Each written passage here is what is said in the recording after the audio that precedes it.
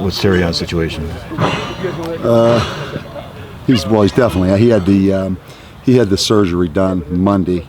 That was a pretty simple procedure. It was just a little torn meniscus in there, kind of floating around. We trimmed that and took it out.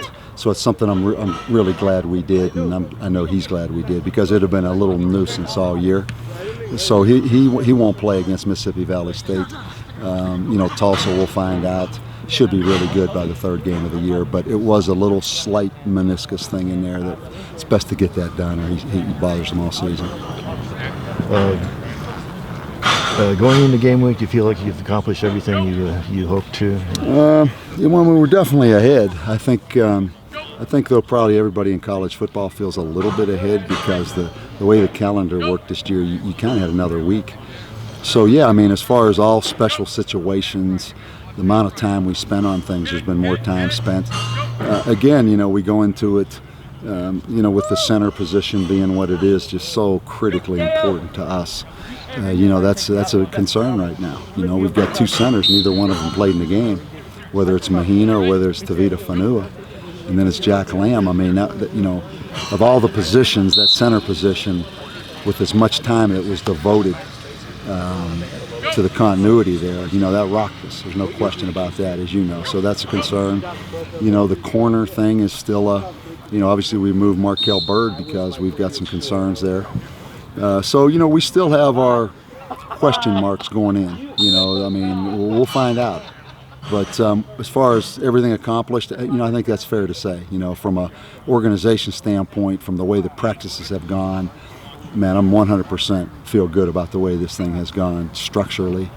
It's just we'll find out, again, where our liabilities are, and, probably like every other team in the country. With Terrion out a game, maybe two games, along with Presley, will it be Ramel Jordan, maybe Tyrone Owens? Yeah, we've got some good competition there. Ramel is back.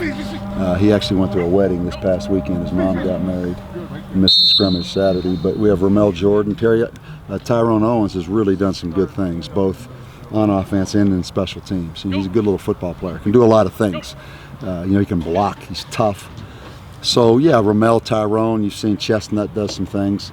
We'll have some guys to hand the ball to. I would say Tyrone Owens and Anai are the next two guys that can do kind of all of it, though. Have you made all the scout team decisions at this point? Pretty much. We're still, again, not being as dependent on the scouts, where we just have the scouts go for the whole practice. Because, for instance, with Chris Lewis and Jack Ziltz going to offense, well, that kind of affects the scout squad on defense. So we're pretty thin there. But yeah, I mean, and it's kind of a work in progress with that. But yeah, we've decided who's on the scout squads. Yeah. Okay. Cody Baker, Alex Hart. Because of the switch, maybe Charlie Grammel. Probably Grammel. We're going to redshirt for sure. Okay. We're starting out here. And then Cody Baker's really right now on paper the fifth defensive end. So he's going to swing a little bit between scout squad because of the numbers and also getting some reps, because we feel like he can play. We're going to be, careful with it, but he's the fifth defensive end. Hart's kind of in the same situation. We feel like he could play. We'd love to redshirt him for him. So Cody and Baker and Hart are about exactly the same. Getting some scout squad, but like keeping it close enough where they could not fall behind on defense. No change in the quarterback situation from what you told us early in the week. Yeah, I think that's fair. I think Lamar would be number one.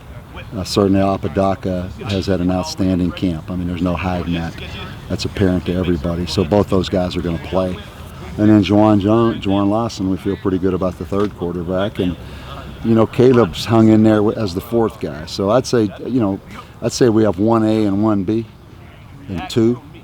And then Caleb's 3 is kind of how I look at it, Made a decision on a kicker at this Yeah, point. We're going to go with Jason Sanders. Just you see it, I mean, he banged that 50-yard field goal out here the other night. That could have been 65.